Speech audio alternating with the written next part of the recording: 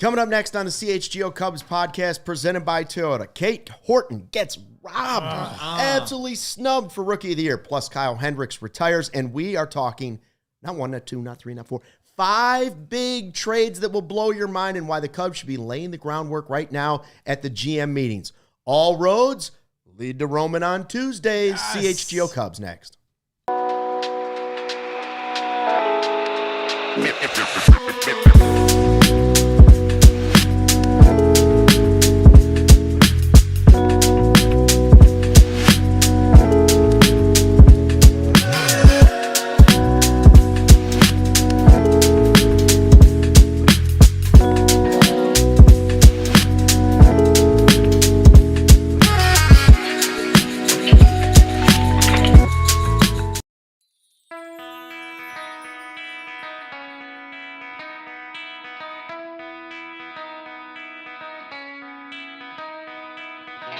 Hey, Chicago, what do you say? It's the CHGO Cubs podcast driven by Toyota. Let's go places.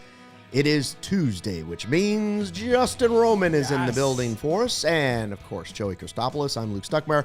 We have Sean Anderson running the ones and twos for you. If you're new to the podcast, where have you been? Come on now. But welcome. But welcome. Take off your coat. Please subscribe to the CHGO Cubs YouTube page. Tell a friend, tell a neighbor, tell a total stranger. And then tell the total stranger's neighbor. We have lots to talk about today. Cade Horton, we all thought he was going to be Rookie of the Year. He was the odds-on favorite in Vegas. Didn't happen. Insane. Instead, one of the Baldwin brothers picks up the award and is going home with the Golden Globe. Alec, right? I don't know. He's Doug, the wide receiver on the Seahawks? I don't even know who's who anymore. Billy, I don't know which one Billy is. But one of the Baldwin brothers won the award. Right. We have a Cubs great, dare I say, retiring. And we'll see where he ranks in a little category I built up. And then, Joey's been waiting to do this. 5 trades that are probably unrealistic, but should be realistic. And at least the guy's been mentioned as possibly available. Right. Okay? Like is that a fair way to... Yeah, like it's not quite... It's borderline based in reality. The things that may or may not happen. Right. But as a Cubs fan, what am I thinking about when I go to sleep at night? Who would I love to see on the Chicago Cubs? And frankly, the fact that we could also have the conversation of the fact that it's unrealistic. Why is it unrealistic? Because of our Cubs fandom saying, oh, the Cubs would never do this, or the other team would simply say no. We're going to walk through that exercise. It's a semi-realistic wish list because we're not getting Ohtani. So he's not going to be mentioned, right? It's it's a kind, not that crazy. It's not that crazy, but it's just a wish, a kind of a less crazy wish list. That's fair. That's fair. It's like when delusion. When I was a little kid, we would get like the Sears catalog around Christmas time, and I'd start flipping through and I'd circle this. I want this. I want this toy. I want the full basketball hoop. And then I would want the full NFL uniform for a player. I never got any of it. No, nothing. No, nothing. Usually, but you can still ask. I think my parents all looked at it and were like, "This is ridiculous." But you can still ask. This is what you're getting, and you'll like it, and you'll like it fine. Was Luke a bad boy, and then Santa didn't deliver that No, stuff? I never got coal. No? I never got All coal. right. I got a lot of good stuff. It was never. I don't think from that catalog though. It was like somebody would get it somewhere else. Oh, okay. Or there was something. Maybe there was. Maybe I got like a Connect 4 off that or great something game, like by that. the way. Great game. Yeah. Battleship Game was of okay, Champions. but that's changed too much. Yeah, Game of Champions. Anyways, so here we are. And we're waiting for Rookie of the Year. And because Vegas said it was going to happen, I just assumed it was going to happen. And then Drake Baldwin wins National League Rookie of the Year. It was Cade Horton looking to be the first Cub to win Rookie of the Year since Chris Bryant. And then before that, we decided it was Soto, right? Yep. Giovanni Soto. Yes. And then Kerry Wood. Kerry Wood was in there. And then Jerome Walton before that. Yeah. So there's a stretch there where we haven't had Rookie of the Year. Now the Braves have had plenty of them. The Dodgers have had way too many of them. They had 6 in a row in the 90s. Yeah. So Drake Baldwin, listen, I'm not saying he didn't have a nice season. What did he hit? 19 home runs after being called up. Right, at like 274. Very nice. Very nice. So he had like 7 more homers than Matt Shaw. Right. What? Yeah. Like, what are we talking about here? I don't want to let this bother me. It's like when we talked about the platinum glove thing. The Platinum Glove thing's even worse because that's just fans voting, and we let fans in San Diego have a better voice than Cubs fans. This is Baseball Writers of America, as I like to call them, the Geek Squad. Right. They don't like that, but I have always called the Geek Squad, the Geek Scribes. And you say it to them from a convertible with your shades on as you peel out of the parking lot. But that's right. a story for another time. That's right. I used to walk by with my credential and be like, "Hey, Geek Squad, Geek what's Squad." up?" I like 99% of the writers. Okay. I don't like 1% of them, and I'll tell you in a little bit. I know. I don't know who she necessarily is. I don't know why she would have voted this. But if you have a vote in this, and you're not going to even put Cade Horton on your ballot. In a top 5. What are you talking about? If you had 5 rookies to name in the National League to vote for, and Cade Horton's not even on your top 5 list, what are we doing here? I mean, like, do you have some kind of like personal vendetta against Cade Horton?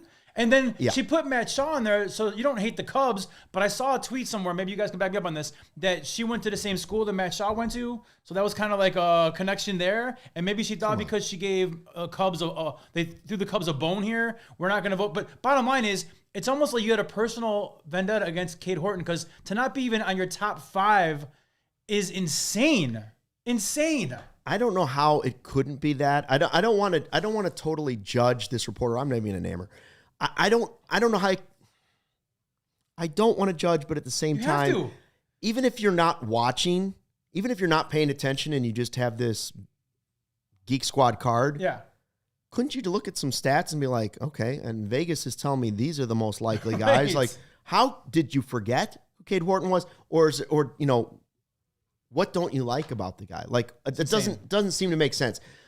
In the second half, Cade Horton had an ERA of basically 1. The best pitcher in baseball for the second half of the season. That's right. And he wasn't here the whole season. He was called up because they needed him. And then I would suggest that they're in the NLCS if the guy doesn't get hurt. That's not his fault. He carried the pitching staff from literally when he came up and carried us to the postseason. Now, it stinks he couldn't pitch in the postseason, but that you don't judge it on that. You judge it on a regular season. Oh, I'm sorry. Did Baldwin play in the postseason? No. Oh, yeah. That's right. His team didn't even make the postseason. That's what I'm saying. Oh, okay. Cade Horton did not qualify. Carried a pitching staff into the playoffs. Now I'm getting mad. And you should be mad because I'm mad about it.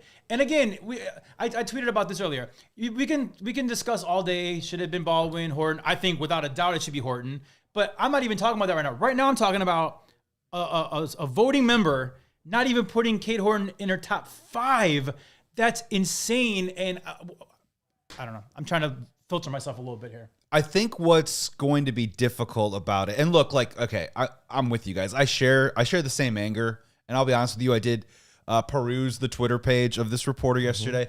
She seems like she's got a great sense of humor, and like it could have been a brain fart. We don't know. Here's the thing. This is a little bit of responsibility. I know, and with social media right now, it's almost like I get it. Like, we're all just sitting here saying that she was wrong. I don't want people to take it another step and like her receiving messages or something like that and getting some sort of weird vitriol going on, because she seems like a very normal person. But the only thing that I will say is that 2 things, and let's just keep it really fundamental, because we could dive into the stats all we want to, but it's a catcher versus a pitcher. It's hard to have that conversation. The first one is, shout out to Drake Baldwin. Like, with the one stat that I did like, he had a slug over 500 against fastball and breaking ball. So it wasn't like he had one thing or the other. He did well, and his percentiles were above 70%. But just ask yourself this question. Was Drake Baldwin a Silver Slugger finalist at the catching position in the National League? He was not. Is Cade Horton going to receive any Cy Young votes? I'm not saying he's going to win, but if he receives anywhere between a 4th or 5th Cy Young vote for the best pitcher in the National League, when we're talking about awards and accomplishments and recognition, I think that's going to come to fruition, and it's going to further prove that this reporter was wrong with her vote. And I don't know if one vote really tipped the scales. I mean, it seemed to be pretty close, but it did. It is strange that he didn't even make the ballot, and Matt Shaw was 3rd. It's weird. It reeks of weird. And it comes back to the situation of when guys go to the Hall of Fame. Yes. Of the whole, like, Derek Jeter can't be the 100%. Suzuki couldn't be 100%. Yeah. Someone has to say they're not they're not allowed to be the first ballot out of Yes. something that is either rooted in pride or some sort of bias or prejudice from other different part of a process that has nothing to do with the individual player. That's what sticks out. That's what's strange about it. I don't know if it cost Cade Horton the Rookie of the Year because I saw other people vote for Baldwin too as well. But I just think, end of the day, Cade Horton's going to get Cy Young votes, and that's what makes this feel wrong to me. Right. I don't have a problem.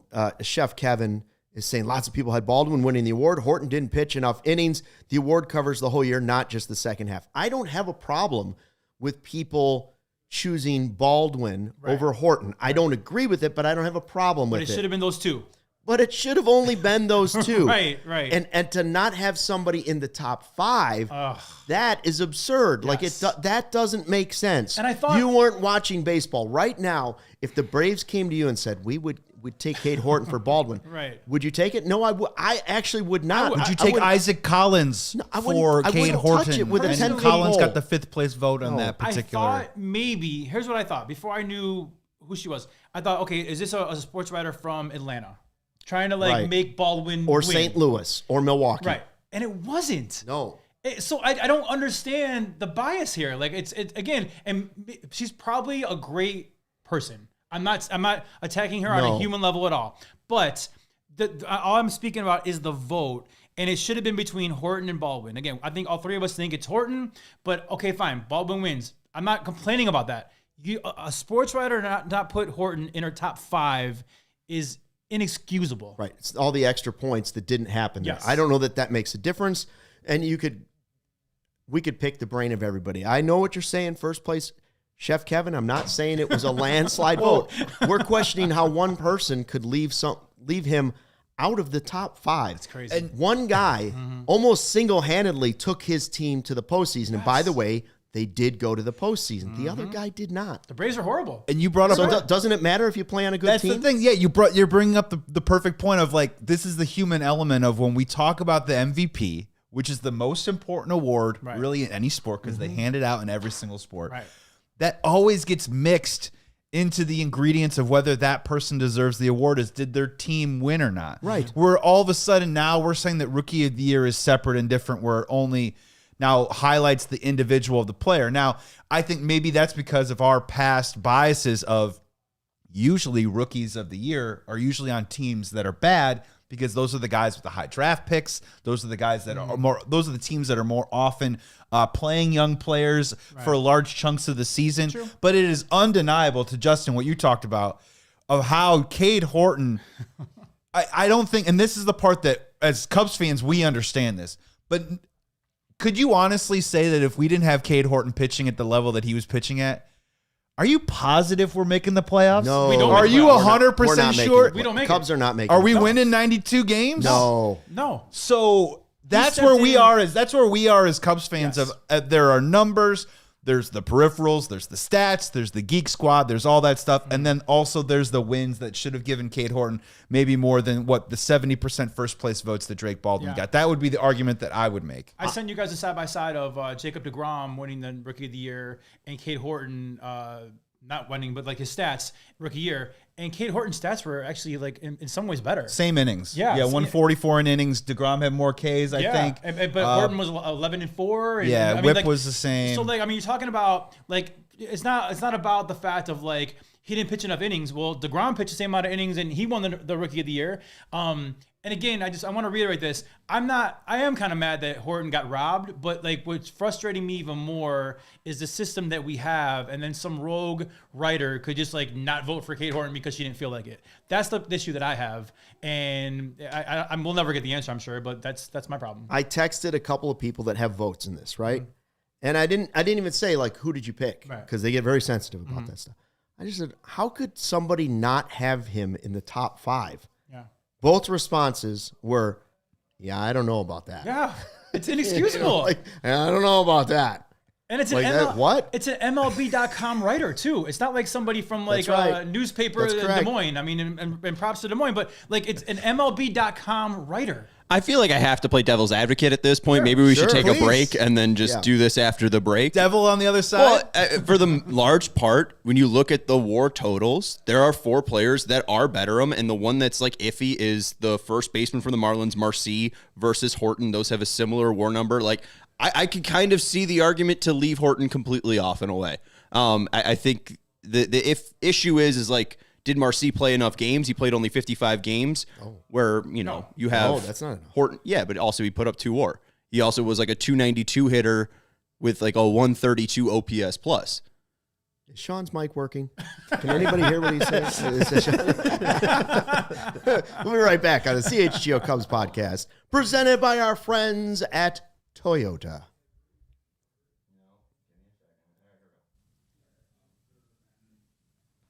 Hey, Cubs fans, do you know that Toyota right now has 25 vehicles with available all-wheel drive and four-wheel drive? They've got the RAV4, legendary versatility. They've got the Grand Highlanders, adult-sized third row. It's for real. And Luke, do you have a wild side? Oh, I do. Well, the Tacoma's for you, my friend, because their wild side comes standard. From job sites to campsites to game nights, there's an all-wheel drive or four-wheel drive. Toyota is going to get you there in style. So find yours at toyota.com or visit your Chicagoland Toyota dealers. Toyota, let's go places. And ladies and gentlemen, what a perfect time it is to become a CHGO diehard and upgrade your fandom today. You get access to an exclusive written content. There's a $36 diehard offer right now. That's the John's deal if you want to get into that. And when you become a diehard, you get a free t-shirt, you get access to our merch and events, and access to our CHGO Discord lounge where we all just hang out and talk sports. So allchgo.com, that's the place to go. That's the place to sign up. Sign up today and join the thousands, and we can't wait to connect with you on an even greater level. Mando whole body deodorant, safe to use anywhere on your body. That's Bits, pits, thigh folds, belly buttons, butt cracks, and stanky feet. Created by a doctor who saw firsthand how normal BO is being misdiagnosed and mistreated. Clinically proven to block odor all day and control your stink for 72 hours. Baking soda free, paraben free. Listen to these scents: Pro Sport, Mount Fuji, Clover Woods, and bourbon leather. All right. Clinically proven to control odor better than a shower with soap alone. Mando Starter Pack is perfect for new customers. It comes with a solid stick deodorant, cream tube deodorant, and 2 free products of your choice, like the mini body wash, deodorant wipes, and free shipping. Special offer for our listeners, new customers, 20% off site-wide with the exclusive code CHGO. Shop Mando.com. Please tell them we sent you with our stanky feet that went away. Back on the CHGO Cubs podcast presented by our friends at Toyota. It is a Tuesday with Roman. Cade Horton finished second in the Rookie of the Year voting. All said and done, it won't matter in my life. I feel bad for him. Like Giovanni Soto was a Rookie of the Year. I hope that Cade Horton goes on for an even longer and better and prestigious career. It does affect the Cubs, though. Sure. Because first or second place, now Cade Horton will be a free agent 1 year earlier. The service time, they wouldn't have gotten a draft pick either way. We went through this a couple weeks ago. It has to do with like a bunch of different factors. It didn't impact them that way. Like they didn't get the compensation because he wasn't on the team within the first 8 days of the season or something like that. So that part of it wouldn't have happened. I feel bad for anybody that doesn't win an award if they care about it. Rookie of the Year is generally one that a player would care about. Second half, Baldwin versus Shaw. You brought this up. 63 games for Shaw, 59 for Baldwin. Both put up 1.5 FWAR. Baldwin 120 weighted runs created plus. Shaw, I think that says 130, 258, 317, 522 slash line for Shaw. Baldwin 270, 332, 460. So for half of the season, he wasn't better than Matt Shaw. No. Okay. No, but he was better in the first half. Of course he was. So they were even in the second half. Of course he was, but I'm saying I wouldn't even consider Matt Shaw in the conversation with what Cade Horton did in his rookie season. Same. Yeah, I mean, and Matt Shaw was phenomenal after the break. Cade Horton came up before the break. So we kept saying second half, but really it's more than the second half for Cade Horton. Matt Shaw was good in the second half of the season. Yes. Cade Horton was ace-like. The best pitcher in baseball in the second half of the season. What are we talking about? Yeah, he was out dueling Paul Skeens, and there was running graphics of what he was on. He had a Jake Arrieta type run. I mean, and this is funny, and this is what makes sports kind of fun, right? Because you have Jacob Mizorowski making an all-star game, with a very small sample size of starts. Crazy. But they put him in the game because they recognize talent that maybe went beyond the stat sheet. Right. And I think our argument right here is that, yes, Drake Baldwin was on the field more often and was able to probably accumulate better numbers, especially in the F4 category. I think we would contend that impact alone and the type of run that Cade Horton went on deserves its own version of recognition. But again, that's Chicago Cubs fans talking. It's not easy to always, I'm sure the Atlanta Braves would have a compelling argument about how Drake Baldwin helped them keep afloat and win the 70 whatever games that they won. And I hope that he has a great career. But no, I mean, we're backing Cade Horton 100%. All right, let's move on to what's going on this week.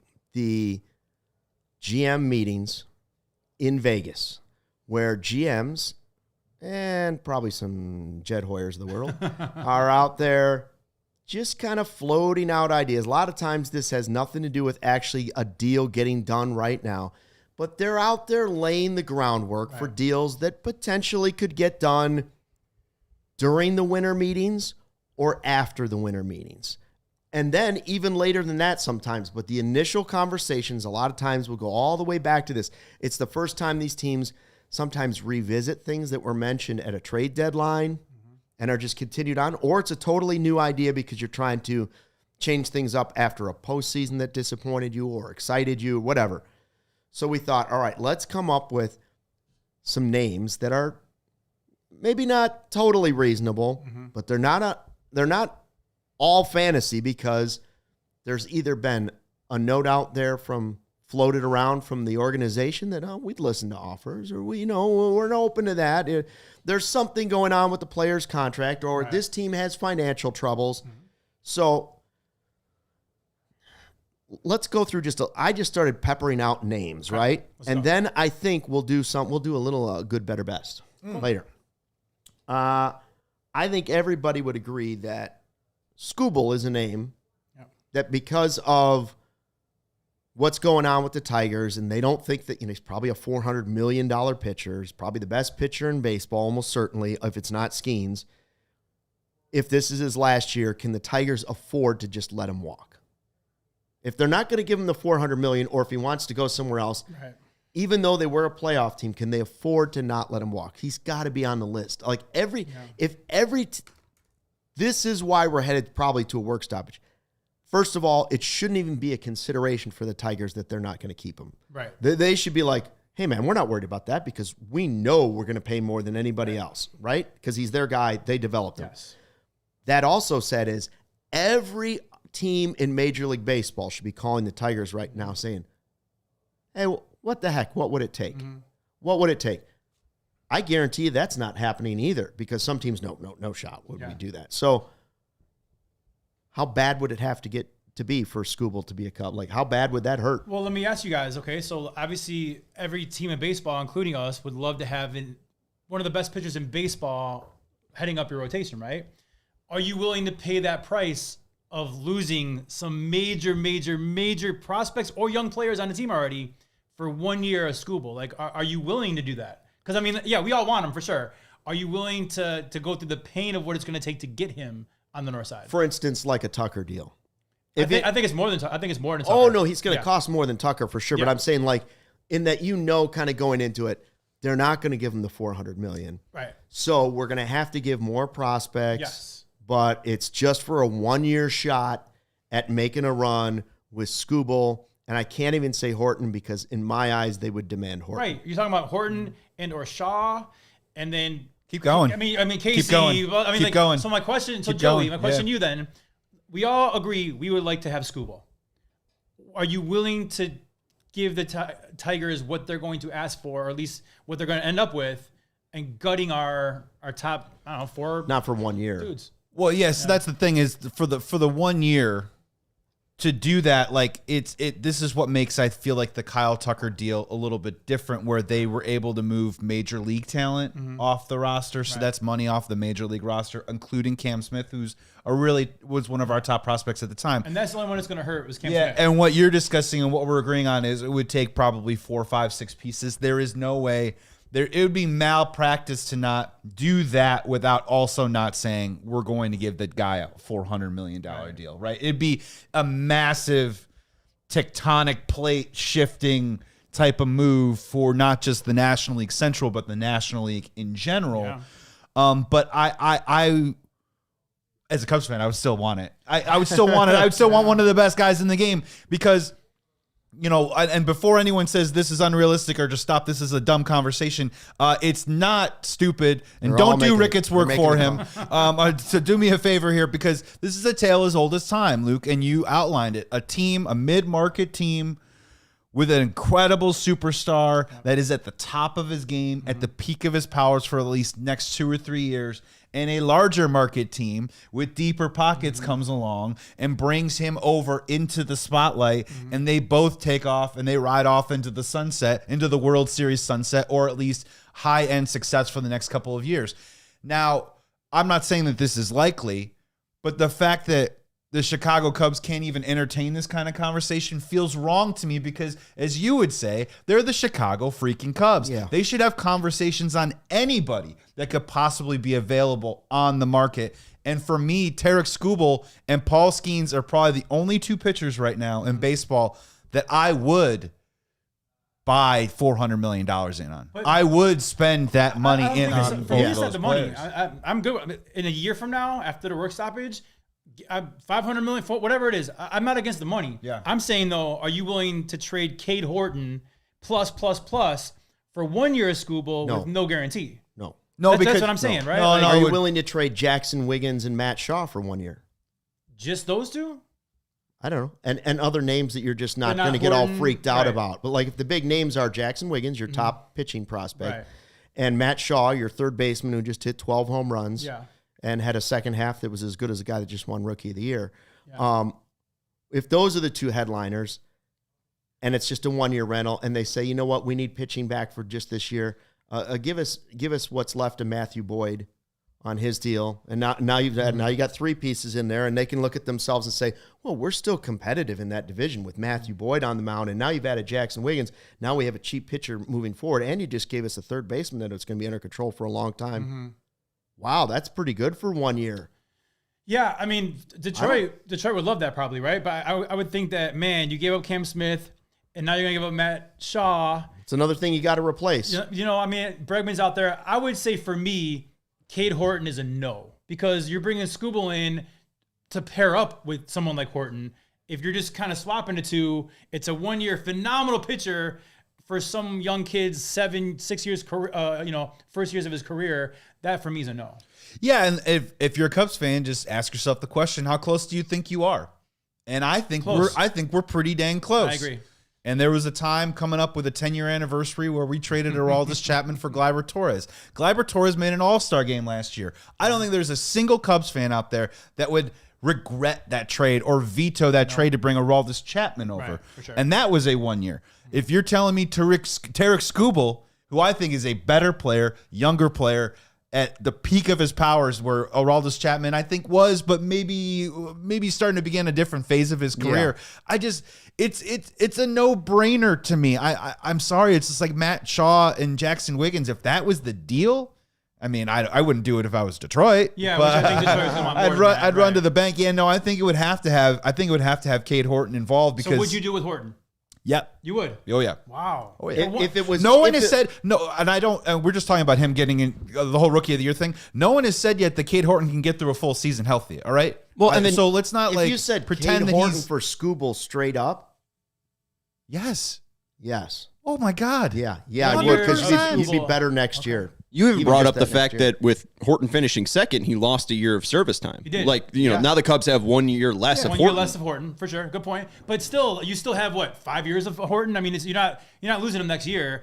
I mean, for me, the temptation of having Skubal is for me to pair with someone like Horton. Yeah. Swapping those two, I mean, sure, you're better, but for one, man, and maybe that would be the ideal. Maybe it puts you into the same situation you were with Tucker. you get a good look at the guy to decide what money number you really think he's worth. Yeah. In that offseason.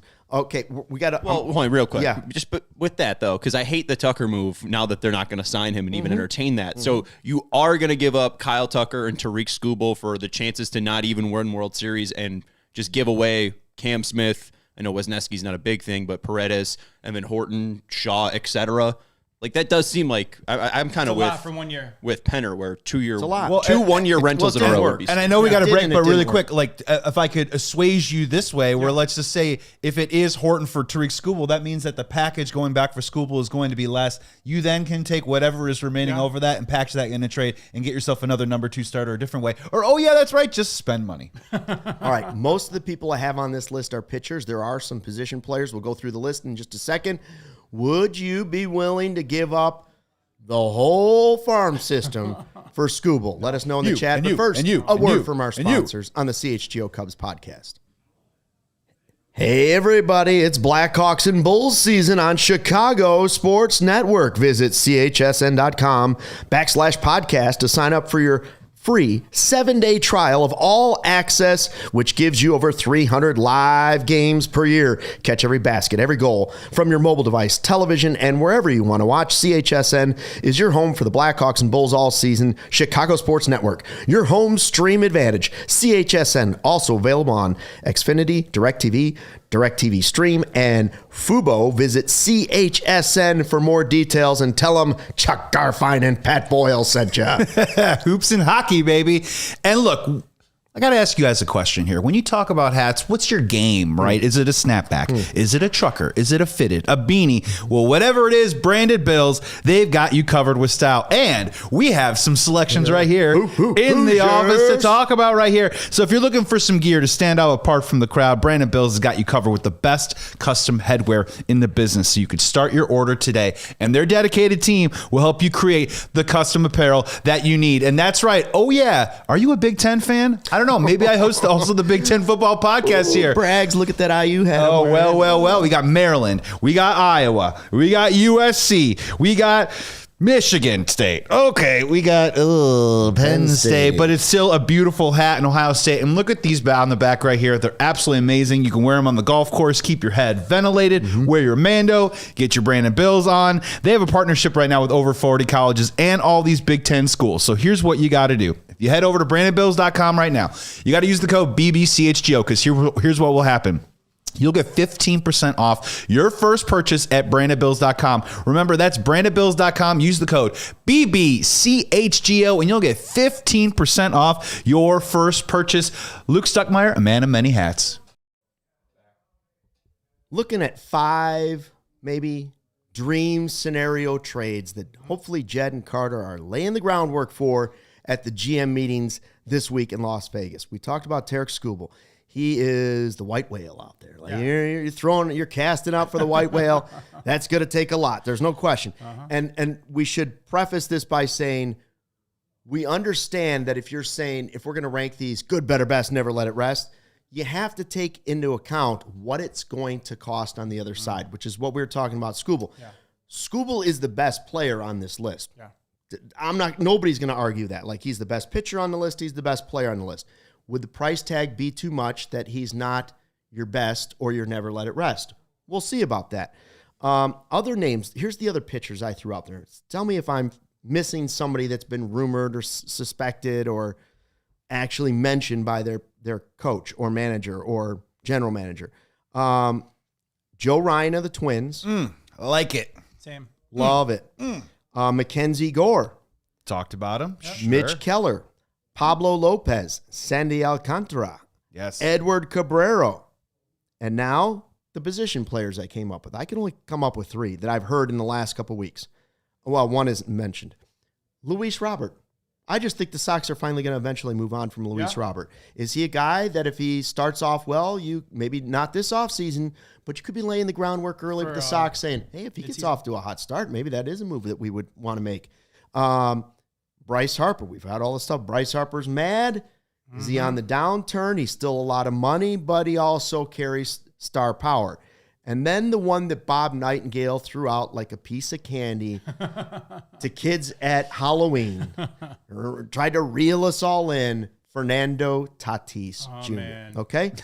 Do you want to skip Platinum glove winning Fernando Tatis Jr.? Do you want to skip all the others and get to Tatis or save him for the good, better, best? You want to just go right to good, better, best? How do you want to do it? I have two names I want to add to that list. Oh, okay. Well, that's even better. I got two sneaky ones. Throw the pool. That because again, we were kind of dabbling in the gray area of realistic and unrealistic. Yes. But sometimes big market teams, when they need a pick me up, when they need a little pep in my step, what better way than to turn our eyes to the West Coast, to the old pantry, the old Athletics Sacramento A's pantry. And there's two guys on this team that we've talked about in terms of outfield, DH spot that I'd be interested in. I've talked with Sean about these guys before. One of them's a little bit older and more proven. The other one's younger, coming off a great season. I would be interested in going to the A's and asking them, what would it take for Tyler Soderstrom or Brent Rooker?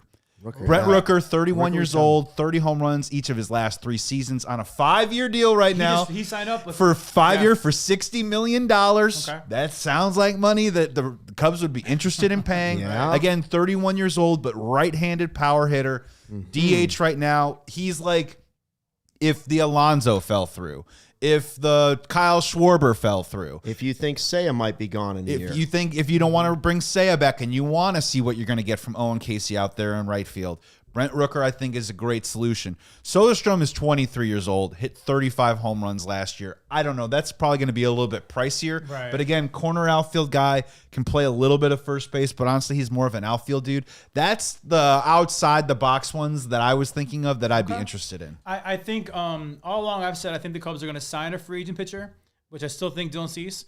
And Nightingale also name-checked him as well. So I was like, all right. But on that list that you read, Luke, of the pitchers, I could see the Cubs also packaging some minor league talent to grab Sandy Alcantara or Cabrera or whoever else. I think they're going to sign Keller, Gore, Ryan. I think they're going to sign one outright for agency. I think they're going to trade for one as well. So I do think that's realistic.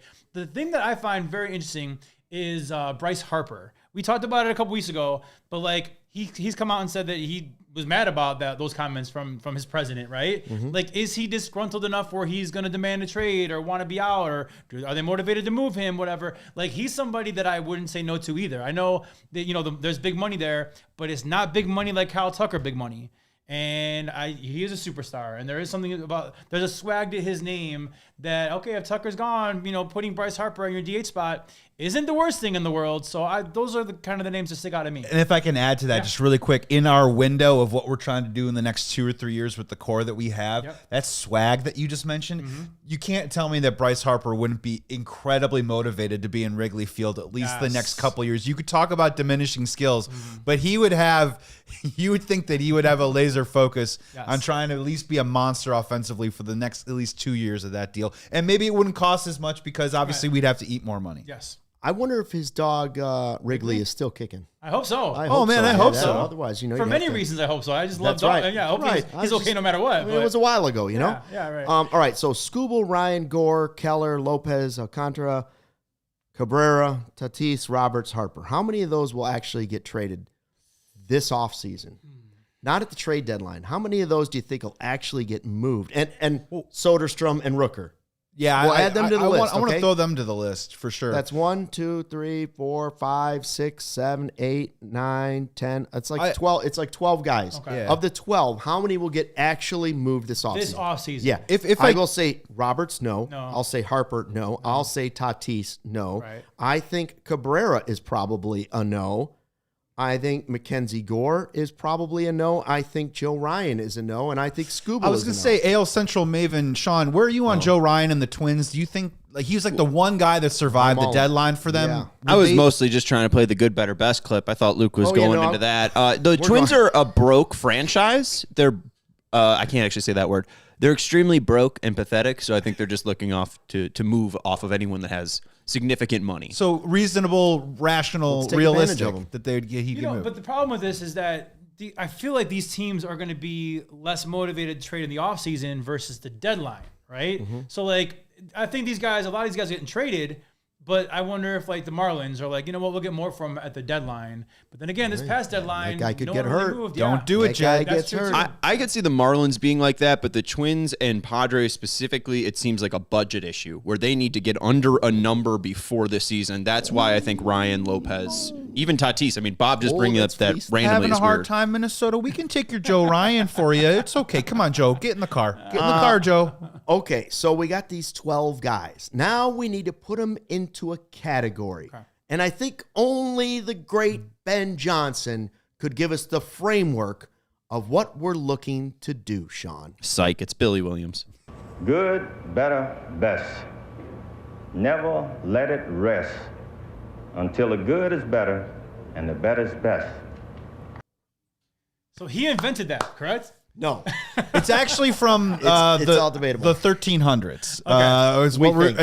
The more we kind of stretch back on it and peel away the layers of where this phrase is coming from, Yes. Okay. it's Boy, from the 1300s. People on the internet got all crazy about it. When listen, first of all, I didn't come up with the link to Billy Williams in 87. Right. Tom Scher, who was at Channel 5 and all over town for a long time, Tom Scher was calling Speegs and Lawrence Holmes, and they talked about it on their show. Okay. And now they're trying to figure out how far did it go back. You know, Ben Johnson said it came from his high school football team. Well, Billy Williams gave the speech in 87. Did his coach, was he a Billy Williams fan? Did that just happen? Then people are like, no, it was St. Jerome. all over the place, Right, okay? right. First credit goes to Tom Scher. Okay. Second credit goes to Speegs and Holmes. Yeah.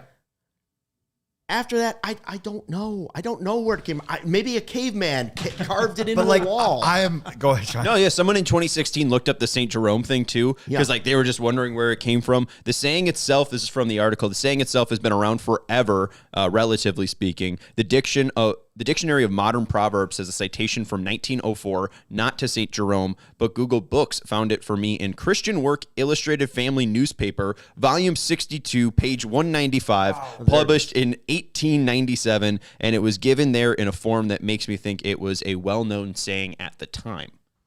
Interesting. Okay. 1800s. Can't you see this Caesar? is like Good, better.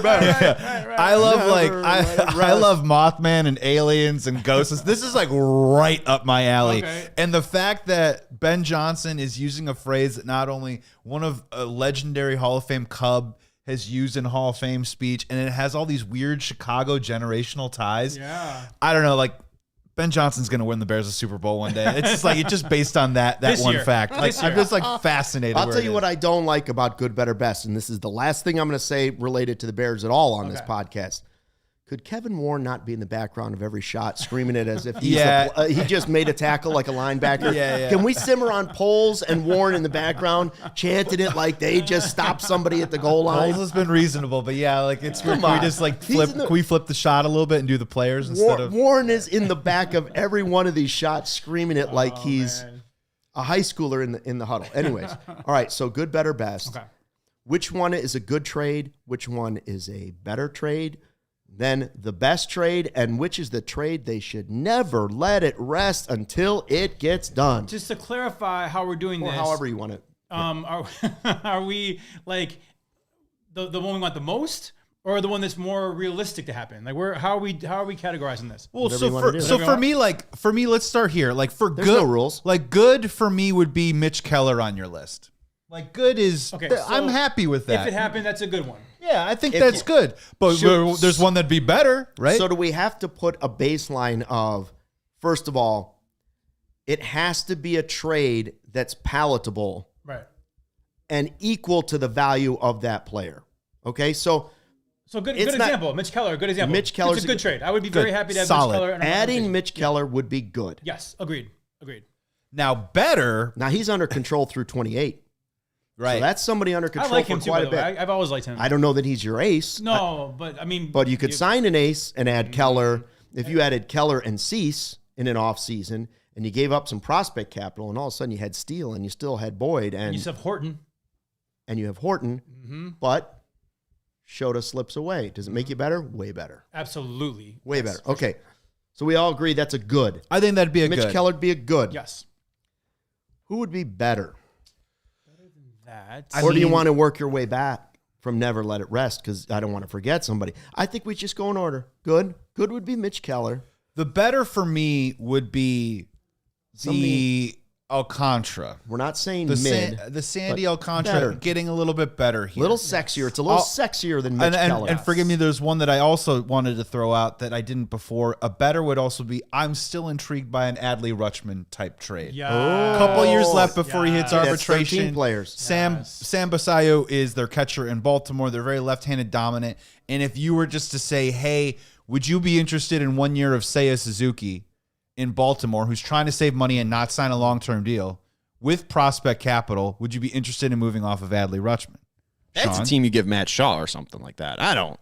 Would they want Matt Shaw and but that's a team that is the whole talk is that they switched owners and that the whole new owner Rubenstein was going to bring an influx of money, and it's been the complete opposite. So the last thing that I see them doing is spending money on Suzuki in any way. They're not going to add like money into the system. They'll only trade out of $15 $15 million. Well, regardless, would they take an Owen Casey and a Jackson Wiggins for Rutschman at catcher? They would. They're just very left-handed dominant right now in their system. Like they're growing them on trees right now. But I like between Kobe Mayo and Jackson Holiday. Adley would be a great addition to our team. It would solve our catching position for a couple of years. I do think he's a bounce-back candidate next year. Yes. He does play a little bit of first base. He's a switch hitter. So I think that's a little bit on the better. I think we can all agree the best, though, would be a Joe Ryan. I think the best would be a Joe Ryan type. I think that would be exciting. Joe Ryan. Well, I think there's two names for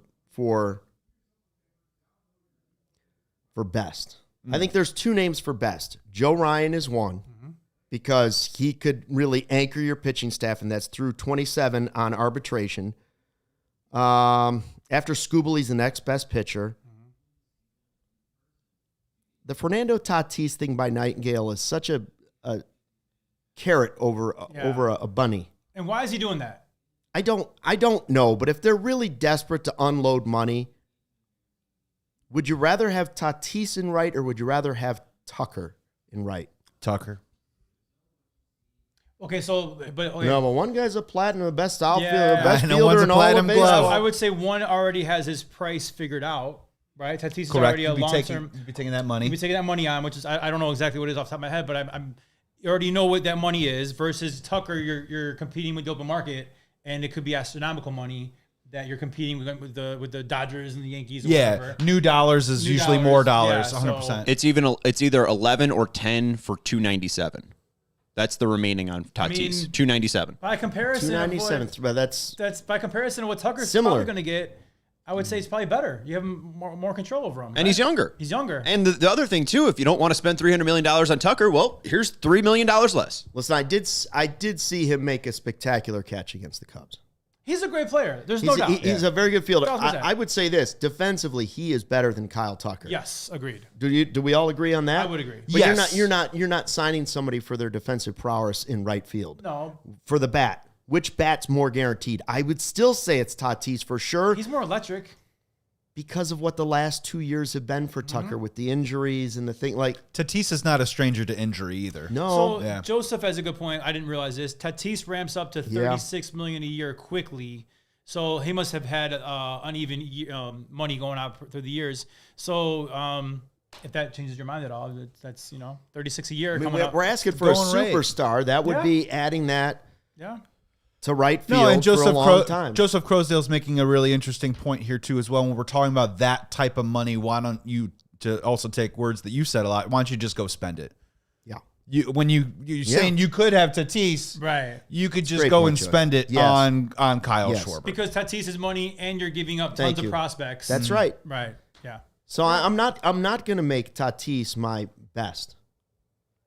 Okay. I'd put more Tatis in the good, to be honest with you, because of what it would cost and then what it would cost. Mm-hmm. Where does Mackenzie Gore slide in with you for good, better, best? Is he a Joe better Ryan or is he I'd a better rather or have a best? Mackenzie Gore than Tatis, to be honest with you. Okay, but is he on pace for you with Joe Ryan? Or is he a tier below? He's a tier below for me. He's a tier below for me. Joe Ryan, if he wasn't on the Twins, people would be talking about Joe Ryan a lot. And I think he's honestly, at 29 years old, like about to come into his own.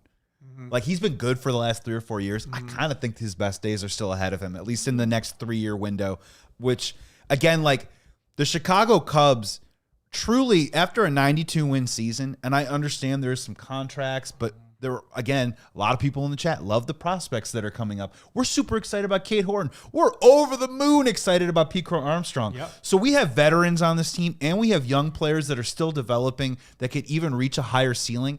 The Chicago Cubs, we really have a 3-year window to do something special right now. And I just want us to go out there and try and seize it to the best of our ability. And some of these players via trade would make that happen. Joe Ryan definitely would. 100%. Yeah, for sure. Ryan would. Tatis would. It's just you're going to have to mix some things around and create some different ways, and it would cost you 2 different ways. Craig says in the live YouTube chat, Tatis is a superstar.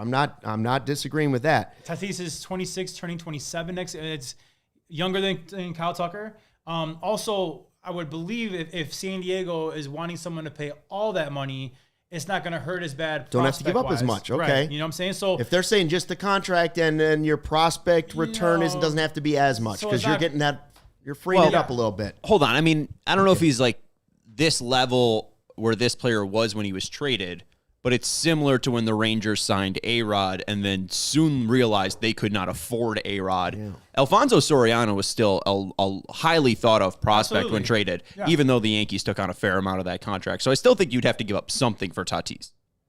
Yeah, and first of all, and then when you talk Skubal and the other guys, it's like how highly rated are if these teams are looking for prospects back, which has become a crazy capital in Major League Baseball.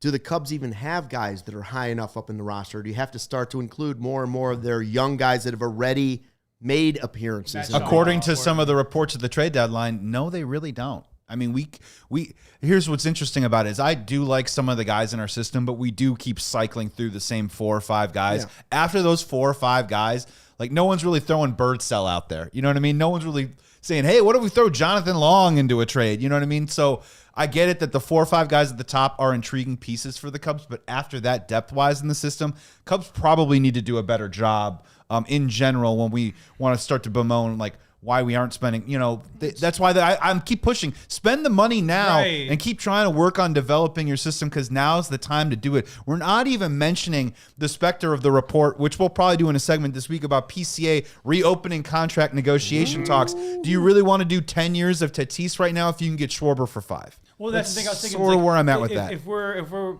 is there a point where you're kind of like let these young guns and young kids play and sign Dylan Cease and sign Kyle Schwarber, where you're spending only money and you got these young dudes that are, I mean, in some aspects that's the better plan versus, I know Skubal's awesome, but backing up the armored truck and giving Detroit whatever they want to get Skubal for 1 year. I do wonder if like signing someone like Cease and Schwarber for only money and keeping some of these guys might be the better play. The never let it rest, in my opinion, has to be Skubal. Yes. Never let the conversation end until he's on another team or they've just told you flat out, there aren't enough players in your organization. We're never trading them to you. And then you still call them the next week and say, yeah, but what about this deal? I was being more sarcastic about it, where the never let it rest is the Cubs and Marlins rumors are just never going to rest. Well, the Alcantaras never going to go away. Never going to let it rest. We're never going to let it rest. Tied to Cabrera and Alcantara, it's never going to let that rest. It's never going away. All right, that's a pretty good list. I think we have certain guys that fall into each category. Mm-hmm. I think the never let it rest has to be Skubal. I think the good are the Mitch Kellers, the Sandy Alcantaras, and then you can move up to the better and the best, and you have Ryans and Gores, and you have Ryans and Gores, right? Like that's just the way it works. And frankly, none of them may add up to being better than just throwing the money at Kyle Schwarber and making it all right, bringing him home. Absolutely. Yeah, imagine just increasing that payroll and bringing it up to the luxury tax. And with some of the young studs you already have that we love, like Cade Horton on the planet, you can just insulate some of that young developing talent with bankable cost certainty elite assets. Imagine a world. Okay. Yeah, Sean. One final thing. Does it concern you when Passan puts out an article today talking about ideal offseason and he's not mentioning Schwarber for the Cubs? He's mentioning, I think, one of the pitchers from Japan, the 27-year-old. Imai, yeah. He mentioned Imai as the ideal for them. Does that worry you that it's not a Schwarber or a hitter? No, because I don't think Schwarber's coming to the Cubs. Yeah, I think that's a dream by me. I mean, you've been talking about it for a week, so. Well, manifest. Manifest. It's a fantasy at this point. My gut would tell me if I'm putting my life savings on it, it would be Philadelphia. But I would say there are only two teams that are going to be in the market for Kyle Schwarber, or I'm sorry, that he would even go to. And for me, it's probably the Phillies or the Cubs. I don't see him going to Seattle. You know what I'm saying? I think what about back to Boston? I mean, what if the Mets just throw insane money at him because their owner's like, here you go, here's your 500. He's just a high character guy that he loves Philadelphia, obviously, and he loves Chicago. Listen, I'm a high character guy, but I'm going to tell you right now, if I win the Mega Millions tonight, bye-bye CHGO. But let's say all the money is equal for a second. I think our situation right now is better than what Boston has going on. Agreed. And my thing I would just say if I had a beer or some nachos with Kyle Schwarber, I would just tell him, what is Philadelphia's future over the next 3 years? I mean, is Zach Wheeler health provided, right? That was really scary. He got knocked out like late in the season. Castellanos, they're going to have to move on from him. Harper, the GM doesn't think that he's elite anymore. True. JT Realmuto's coming up on money. They're aging. That is a roster that is, if not aging, but beginning to crest and perhaps what their potential is. And I would start selling Kyle Schwarber not only about coming home, but we do legitimately have some young pieces on this team, along with a veteran core that can make a lot lot That would be my pitch to him. It would be his team. It would be his team. Kyle Schwarber. And then when all the money was equal, I would slip an extra $20 million on the table. Same. All right. Whoops. Fell out of my pocket. Speaking of fan favorites, Schwarbs was unquestionably a fan favorite. Yes. Kyle Hendricks. Have you ever met a Cubs fan that didn't say, man, I loved Kyle Hendricks? Now, they might have gotten tired of his career at the end and said, oh, he's out of gas. He's not the guy. But have you ever met a Cubs fan that was like, I just don't like Kyle Hendricks. No. Not enough energy. But nobody cared that he was the guy that was just straight as a line. Great guy. Game 7. Yep. Also knocked out the Dodgers, right? Mm-hmm. And so he announces his retirement all but 1 year in a Cubs uniform. Kyle Hendricks, remember, came in the trade for Ryan Dempster from the Rangers. Only because Dempster vetoed the original trade. Yeah. Thank you, Ryan Dempster. Yes. He was supposed to go to Atlanta for Randall Delgado, I want to say. Yes, I believe so. And then Dempster said, no, I don't want to go there. He wanted Dodgers. With my family, I don't want to go there. Yeah, and the Dodgers didn't want him or whatever, and so somehow they worked out a deal to Texas, and thankfully we got Kyle Hendricks. So with just a couple minutes left, I ask this question. Where does Kyle Hendricks land in the best trades in Chicago Cubs history? Number 1. Rhino. Agreed. 1,000%. Okay? Yep. Arrieta's got to be 2, 3, or 4. Well, also Arrieta, it was for a bucket of it was a bucket of baseballs, and they got Strop and Arrieta. That's the thing. Don't win the World Series without him. Yes. He won 2 World Series games. Yep. I'd go Rhino Arrieta. I have Sosa as number 2 for George Bell and Arrieta 3. Okay, so those are the top 3, I think, no matter what. Those 3 are in there. Rizzo. I have it for number Andrew 4. Kashner. Okay, that's easily 4. You traded for Sutcliffe in '84. You should have been in the World Series, and he was a Cy Young. Yeah. Sutcliffe's got to be in the top 5, in my opinion. He went, like 14-0 or something like that? Yeah, he was unbelievable. And I understand it was a small sample size, but at the same time, what that meant to future Cubs generations and you guys growing up, I think it's one of the great trades of all time. This hat is a Red Bear. It's an 84. There it is. That's why I fell in love with the team because of that. So we got Rhino, Arrieta, Sutcliffe, Rizzo, Sammy. There's 5. And you can argue about the order, but those are the top 5. Those are the 5. Sure. Now, here's some other ones that come up, though. Outside of Hendricks. Aramis Ramirez. That's a good one. And Kenny Lofton. Yeah. Bobby Hill. What a trade. Oh, wow. Great trade. D. Lee for Hesop Choi. Great trade. Good one. Good one. What are we going to say about PCA someday? Oh, that's going to be... I had him crack the top 10 right now. PCA for letting Javi go. At the end of the day, that might crack the top 5 when it's all said and done. I mean, if he's the player that he's shown flashes of being, that could be a top 5 trade. And if he doesn't, he could slide all the way out of the top 10. He really could. I could see either one of them still possibly happening. Now, this is one Joey and I threw out there real quick. Aroldis Chapman. I mean... You don't win the World Series without his left arm. Okay, then he's in the top 10. No regrets. He's in the top 10 for me. Yep. And so for me, that is, I believe, 9. I say Kyle Hendricks is, yes, top 10. Really? Okay. He's not a Cubs Hall of Famer right now, but he is a long-tenured Cub who started the biggest game in baseball history. Forget what you just saw this fall. And a guy who sent them to the World Series. How could he not be in the top 10? I was lucky enough to be at both those games. And I mean, and the cool thing about it too is I remember going into Game 7 of the World Series, everyone's all worried about the rookie, you know, but like, or not, but the young kid, but ultimately like his demeanor never changed. Yeah. Whether it was a spring training game or Game 7 of the World Series, the dude was just stoic and he was never phased. And there's something about that. He could be stoic but have ice in his veins, and I think that's what Kyle Hendricks was. Yeah, demeanor never changed. This is my favorite stat so far. So Kyle Hendricks finished 104th this season in fastball, four-seam fastball at 86.5 miles per hour. Other notables on there, by the way, 98 Shota Imanaga at 90.8. Ranger Suarez, free agent that's tied to the Cubs, 91.3. Merrill Kelly, 91.8 at 89. 104th in baseball. In 2016, when he finished second in the Cy Young, where did he finish?